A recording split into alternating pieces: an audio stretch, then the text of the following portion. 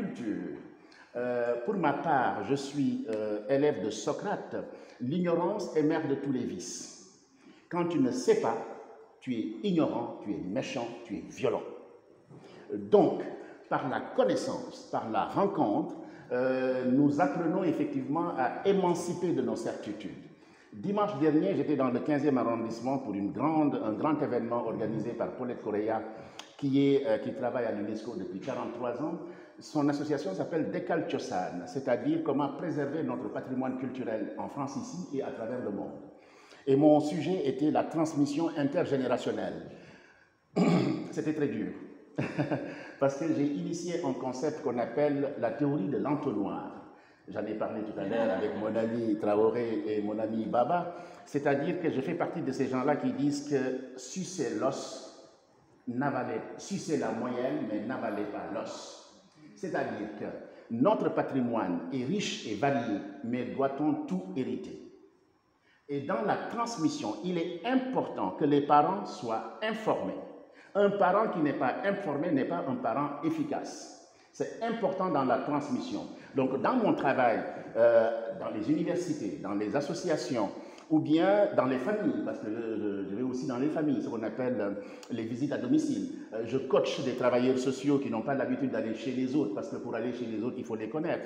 Je coach aussi des écrivains comme Camille Silla, on en parlera tout à l'heure, qui est bien connu dans les banlieues françaises, etc. Camille Bounama Silla, qui est très connu, et j'ai plaisir à parler de ce garçon-là, parce qu'il fait beaucoup de choses à Saint-Denis, etc.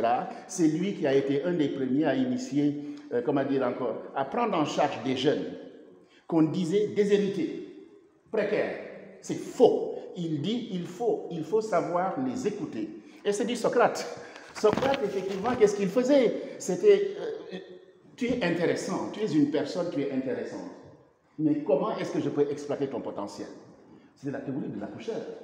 Le médiateur, le philosophe, le penseur, le je ne sais qui. Ce qui est très important, c'est comment aller vers l'autre et recueillir son potentiel. Et nous sommes tous gros de quelque chose.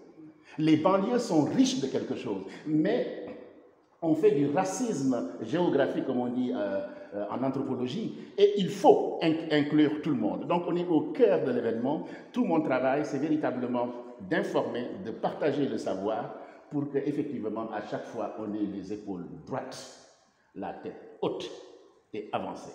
Voici mon travail. Merci beaucoup. On va revenir un peu après sur les questions pour chacun d'entre vous. Qui m'a amené à vraiment croire, c'est vrai que j'ai accompagné, coordonné ou coordonné plusieurs projets culturels, que ce soit les rencontres de la photographie, que ce soit... Voilà. Mais le projet même que je considère comme mon bébé, et qui m'a fait vraiment comprendre, qui m'a fait grandir et qui m'a fait vraiment, qui m'a donné de l'ouverture d'esprit aussi, d'être à l'écoute des autres. C'est le projet que je fais au Mali depuis 7 ans, 8 ans, qui s'appelle l'Instant T, voir du thé agir. Au fait, le projet a pris naissance quand en 2012, il y a eu un coup d'État au Mali. Le premier coup d'État au Mali, c'était en 2012. 2012-2013, tout le monde disait au fait qu'il fallait le changement. En tout cas, au fait, on était tous unanimes sur quelque chose, qu'il fallait le changement. Donc, maintenant, la question c'est qui le changement? C'est quoi le changement? Et qui porte le changement? C'est tout ça la question. On a vu que le changement de gouvernement n'est pas forcément synonyme de changement, en tout cas souhaité par le peuple. Donc j'ai réfléchi un peu avec d'autres amis et aussi mon parcours aussi m'a inspiré.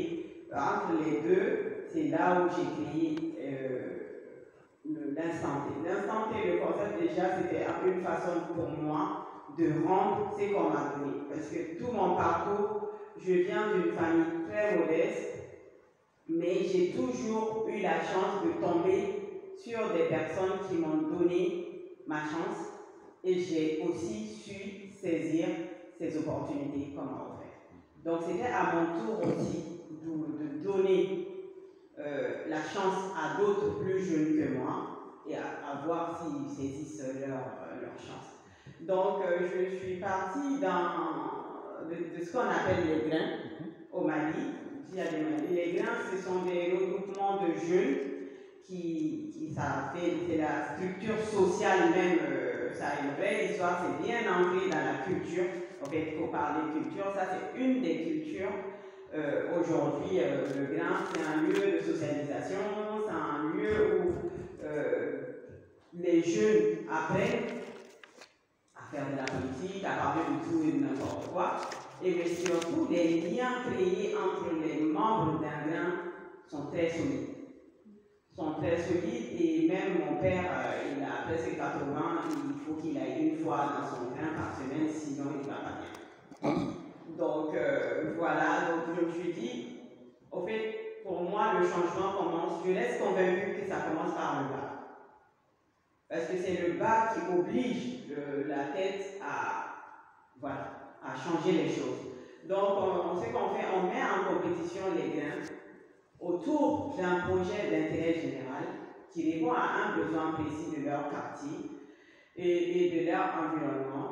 Et le challenge, c'est leur capacité à mobiliser la population locale autour du projet. Tout ça dans le cadre d'une émission télé.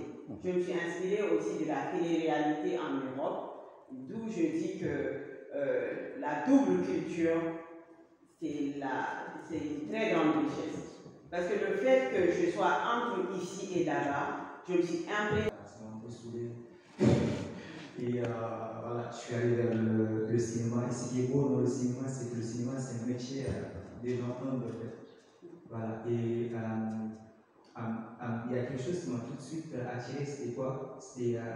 J'avais remarqué que j'aimais filmer les gens simples, c'est-à-dire les gens à qui on ne s'intéresse pas souvent, en fait, mais qui ont tellement de choses à raconter. Voilà. Et par exemple, quand on travaille dans un film, on a des techniciens qui viennent de partout. En fait. Par exemple, moi, mes monteurs, entre guillemets, c'est un Burkinabé et en autre, c'est une Malienne. Oui. Et un Sénégalais aussi qui intervient à l'atalonnage. Donc chacun apporte un peu son point de vue. Voilà. Et ce n'est pas comme mon histoire à moi, ils ont apporté aussi. Après, c'est le côté aussi qui peut être excluant. C'est ça. Tu parlais des castes, oui. Il y a aussi le côté, on a un certain niveau de culture, oui. Le capital culturel, et une fois qu'on a atteint un certain niveau, c'est comme si on était détaché de. Tout à fait. On peut considérer ce qui est dit, mais qui est faux, en bas. On atteint un certain niveau et on touche plus les pieds sur terre. Donc ce serait vraiment intéressant qu'on réfléchisse à ça ensemble et de recueillir vos avis. Et du coup, voilà, en tout cas, il y a des bénéficiaires qu'on a accompagnés au sein du GRDR et qui sont restés engagés dans nos actions et dans nos projets. Et du coup, qui vont vous raconter leur histoire. Et donc ce sera sous forme de théâtre. Et là, on va voir donc, ce qui a été fait très récemment en termes de cinéma, aux sensibilités. Je te laisse un peu la. Le cinéma peut être. Pourquoi il y a ce choc? Et là, à la fin de ce film, on le suit vraiment dans sa quête d'obtenir son titre de séjour. Et voilà. Et est-ce que la fiction peut être vecteur de vérité? Oui, le cinéma est un vecteur de vérité. Quand tu parlais de télé-réalité, c'est ça aussi. C'est la télévision qui filme la réalité. Mais moi, ce qui m'a le plus intéressé ici, c'est l'interrogatoire musclé. Sous des airs de gentillesse, on sent une violence. On sent une violence. Ce n'est pas parce qu'il y avait toute une violence. Et moi, je travaille beaucoup sur ces questions-là. C'est les questions d'exil. Pourquoi on part? Et souvent, on ne sait pas. On juge. Voilà.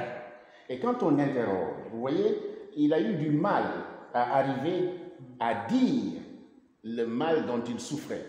Vous avez dit que votre cinéma est un cinéma un cri. Je formule ça comme ça et ça m'a beaucoup touché. Et je connais très bien ce que vous voulez dire avec la Mauritanie, etc. Donc, moi, c'est ce silence-là et on ne parle pas de gaieté de cœur. Souvent, il y a des raisons difficiles Ici, c'était la santé mentale. Ici, c'était effectivement l'exclusion.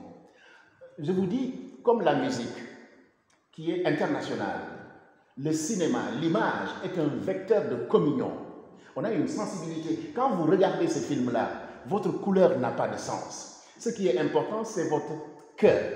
Vous êtes un humain, à moins que vous soyez autre chose. Si vous êtes humain, vous êtes sensible. Et c'est en cela qu'on éduque les gens aussi. Le cinéma permet d'éduquer les gens, de faire voyager et de comprendre. Parce que bien souvent, on ne comprend pas. On voit l'image tout simplement, on s'arrête là. Voilà, je vous annonce rapidement une petite chose. Vous connaissez le film Fanon. Voilà, le réalisateur m'a appelé, je vais l'accompagner quand lui ne sera pas disponible. Parce qu'il a compris que son film n'est pas facile et il faut l'accompagner pour que les jeunes comprennent. Fanon, vous pouvez expliquer juste pour ceux qui sauraient. Ah, Fanon, c'est un grand psychiatre antillais qui est allé en Algérie pour, comment dire encore, défendre la révolution algérienne et qui a beaucoup voyagé. C'est un psychiatre de peau noire. Mais lui, il se qualifie comme humain et les exclus, les prisonniers étaient attachés. Et lui, il fait de la psychiatrie sociale. C'est-à-dire que le malade, il ne faut pas l'enfermer. Il passe par la culture. On en arrive là. C'est par la culture qu'il a redonné du sens. Et il a été bloqué par l'administration à un moment, on a dit qu'il est fou. Voilà, mais c'est à Saint-Alban où il avait rencontré un grand médecin espagnol qui faisait de la psychiatrie sociale. C'est-à-dire que l'enfermement, ce n'est pas seulement mettre, vous savez, des anneaux, bloquer les gens. Et donc lui a initié la marche, l'activité, bouger. Et ça a permis effectivement d'humaniser la psychiatrie, d'humaniser la prison, etc. Donc c'est quelqu'un qui s'est battu pour la révolution, mais en réalité pour la liberté. Et c'est lui qui a créé effectivement de façon grandiose la théorie de l'aliénation. C'est-à-dire qu'on t'apprend à te nier. Ça nie, tu n'existes pas. Le dominant, dominé. Et lui, effectivement, vous apprend à vous regarder, à vous estimer et à dire non. Pour revenir donc à ce film-là, donc le silence. Nos sociétés, quelquefois, sont très violentes. La santé mentale. Quand on vous met au banc, c'est-à-dire qu'on vous exclut. En français, on dit on vous met à l'index. Par exemple, on vous met à l'index. C'est très difficile. Et un garçon est le chef de famille. Quand il n'a pas, mais ça, on trouve ça partout dans les communautés, partout. Il faut les Rougon-Macquart dans Zola, il y a longtemps, on a un grand acteur, Depardieu. Depardieu, sa famille est pauvre. Il a commencé très tôt. Et comme il était costaud, il s'est vendu facilement. Voilà. Donc, il était né quelque part. C'était difficile. Donc, la résilience a fait que, il s'est battu. Vous avez parlé de motivation. Il a parlé de motivation. C'est ma motivation. Et il voulait donner une meilleure vie à sa maman. Donner une chance pour soigner sa maman. Et c'est ça qui est intéressant dans le film-là. On ne part pas de gaieté de cœur. Quand on part, il y a toujours une raison. Et le cinéma est un vecteur qui permet aux gens de se reconnaître. Parce que demain, ce sera toi. Ce qu'on appelle la théorie du miroir. Je le regarde, je comprends. Et si je suis un humain, l'évidence nous dit, ce sera demain peut-être toi. Et c'est en cela que notre humanité se manifeste. Pour être généreux, accueillant, respectueux de l'autre et lui tenir la main. On dit toujours il y a quelqu'un qui va te tenir la main. Et parmi effectivement les professionnels, il y a toujours quelqu'un. Tous ne sont pas méchants, tous ne sont pas mauvais. Il y a toujours quelqu'un qui vous tiendra la main. Il ne sera pas accepté, il sera mis en difficulté, mais il y a toujours quelqu'un qui aura cette sensibilité-là. Donc le cinéma est véritablement un vecteur pour comprendre le monde, comprendre la diversité, mais aussi prendre la main pour sauver. Merci.